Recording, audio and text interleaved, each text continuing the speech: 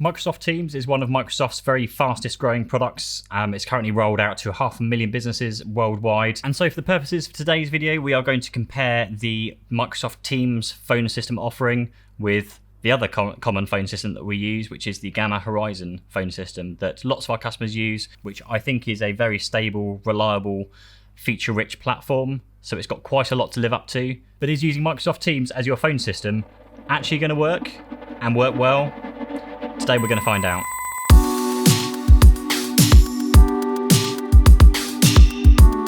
Welcome to another Tech Talk Tuesday. Like, subscribe, all those things. So, Microsoft don't have the best track record when it comes to communication software. I think in the last 10 years they've had 4 versions or 4 iterations of their communications platforms. They started off with Office Communications Server, that moved to Microsoft Lync, that changed into Skype for Business, and now we are at Microsoft Teams. I'm going to potentially upset a lot of my staff because we're going to actually try and roll Teams out as a phone system. And we're going to try and get this used throughout the whole company. To do this properly, I've also bought some headsets. So I bought 20 headsets because I want to make sure that everyone gets a chance to use this properly. We went for the Jabra Evolve 20s, I think they are. Cool. So anyway, let's begin. So to begin this journey, you first need the obvious, which is a Microsoft Office 365 subscription. Once you have this, you then need to go and purchase add-ons that make this thing actually sing and do its job. So you need a phone system add-on and you need a calling plan. So let's go and do that. Go into billing and purchase services. Phone system, £6 per user per month. You're all set. So now we just need to go and assign these users to the subscription. So we can go in to find myself, go into the product licenses, and I'm assuming it shows up here as a add-on license. One eternity later. So it does show up in the list, it just was taking some time. So let's just activate that for myself. So that's now the phone system added on. Once you've got your features activated, you now need a calling plan for every user that's going to do this. Domestic starts at £9.10 per user per month, and the domestic and international comes to £18.10 per month. Now we have the feature enabled, we've got the calling plan, we should be able to get some phone numbers. So for that we need to go into the Skype for Business admin center because they haven't yet moved all of the features and functionality over into the Microsoft Teams portal. So we can go into voice, go to phone numbers in here. Interested to find out if it's going to cost us money to buy phone numbers because they seem to be quite keen to charge for everything here. So we're going to go to the United Kingdom. We want Fairham 1329. Interestingly, not all of the cities and towns and calling codes are on here. So let's go for Southampton. So we have 37 numbers. We're going to acquire those numbers. The change has been saved successfully. So it looks like we need to wait for those numbers to be activated. Not sure whether that's an automatic process, whether we get an email to ask us to activate them ourselves. No emails waiting for activation. I wonder if I just refresh this, whether that's just going to show me that it's working again. Still pending. Okay. Address validation is important. If for some reason a phone number isn't activated and is listed as pending, you will need to create and submit a service request. Thrilling. So we've tried to purchase some numbers for us, but the number status is pending. So we now have to, following Microsoft's guides, open a case with Microsoft to get them to manually activate the numbers. And apparently the call queue is 21 minutes to get an answer. So just waiting for somebody to call me back. Come back to you in 21 minutes, hopefully when they answer the phone. 20 minutes later. And they are currently just showing as pending under number status when I go into the voice users on the Skype for Business admin center. Okay, because when I go onto the, when I click on like the help and about, it takes me to a number diversion that says for organisations 150 or less, we need to raise a case and you guys can activate them on your side. I think if a phone number isn't activated and listed as pending, it's because of address validation.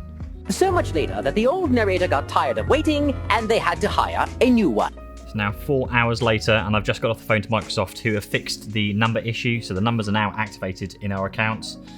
The fact it's taken 4 hours to get that to be done is another issue that's worth addressing at some point.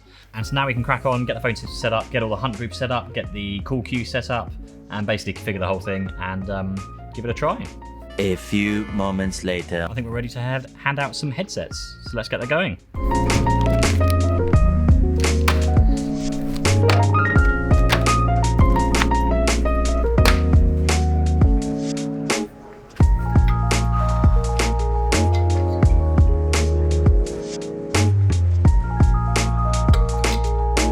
So as you can likely see by the wardrobe change, it's the next day, and one that unfortunately ends the test deployment of our Microsoft Teams phone system experiment. And it's been cut short for a few technical reasons. Number one, there was some technical issues with the number allocation and number activation, as we got to earlier in the video, that every time we were making changes to numbers, we were having to get them reactivated, which involved a support ticket with Microsoft, and it was 4 or 5 hours at a time waiting for them to respond, getting them to phone back and getting them to fix it for us.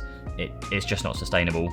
Number two, once we actually had the system up and running, before we went live with it, we realised there was some horrendous delays in terms of the audio, and so you'd dial a phone number and then wait 5, sometimes even 10 seconds before the other person's phone would ring, which was just it was just going to cause problems. And there were some workarounds, and we looked online, and we opened a case again with Microsoft, and it was a known issue they were looking into. Other people online had found a workaround where you don't use call queues to do the call routing, but it kind of defeats the purpose of the test, really. So I guess that brings me to the summary of my thoughts thus far. So firstly, let's start with the goods. I actually do quite like the software. It's definitely user friendly. It looks good. Microsoft Teams is already a bit of a powerhouse of a system anyway. The call integration features are great. The presence information is really, really good when you're in an email and you can see that the person who sent you an email is available, and you can give them a call to discuss it any further. That's really neat. I do like that. The configuration, when it's working properly, is very, very simple. It's really straightforward to set up. Number allocation could be a bit better, obviously given the issues we've had, but also the fact that our Fairham dialing code didn't appear anywhere on the available numbers, so we can't actually buy a Fairham number through Microsoft 365, which isn't that great. You can get a Portsmouth number, you can get a Southampton number, so it seems like cities but not towns. The call reports are actually quite handy for when you're troubleshooting call quality issues. You can see what device they were using, the call quality rating, the connection they had. That's really useful. And of course, you wouldn't expect anything less, but the audio and video conferencing on Microsoft Teams is very, very good. And if you're looking at something like Zoom for your video conferencing, that is very, very good. So it's a very good comparison. The bad stuff, as you can tell, this wasn't a successful deployment for us.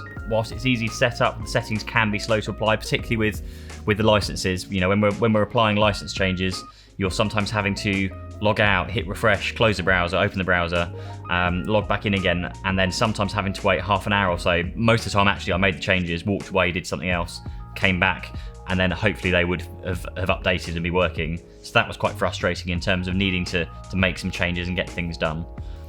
The platform was still missing some features if we are comparing to something like Gamma Horizon. Call recording, which doesn't exist. You can record webinars and conferences and those kind of things, but you can't just have a policy to record all phone calls in and out of the platform. Call reporting, whilst it's there for things like call quality, you don't get anywhere near the level of call reporting that you can get with integrations from the likes of a Kixi with Gamma Horizon, where you can see all of the call stats, how many calls have been answered, what's the average wait time, how many calls were missed, and how many calls are queued up. You can do the whole wallboard dashboard thing where you can see all of the call awaiting stats, and that information that you can get from Gamma is incredible. And it's the weakest point is the support. We've had quite a few issues with the setup, and each time we have to raise a support case when you need to make small changes like activating new numbers, and you're having to then raise a support case every single time. It's just not viable. I look back through support cases over the last 30 days. There is an outage from just 9 days ago where it was reported that 25% of inbound calls were failing, and this took them through from the 27th of June through to the 2nd of July to resolve. So that in itself isn't a good start. Even today, there's a tweet from Microsoft to say there are more issues with Microsoft Teams, sign-in issues, calling issues, so the reliability just isn't there just yet. And then the issues we had, of course, with the the calls taking a while to actually ring the other end, which was again another known issue. There were some workarounds that to be honest, we just didn't have time to try, and we couldn't be bothered when the platform should just work as it is. We don't have any of these kind of issues with any other system we've used, so we shouldn't really expect it from, particularly not Microsoft Teams. You know, Microsoft is a huge player in the market. So that's really the biggest bugbear we've got, and I personally would not recommend Microsoft Teams as a phone system just yet. Lastly, just the cost. If we add up the features, the phone system is £6 per month.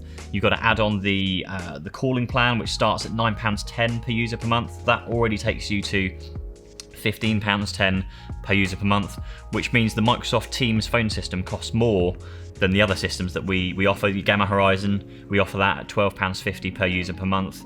You get free handsets within that cost, whereas with Microsoft Teams, you have to either buy a handset or you have to buy a headset. So that's another additional cost that you have to factor in when you're looking at Microsoft Teams.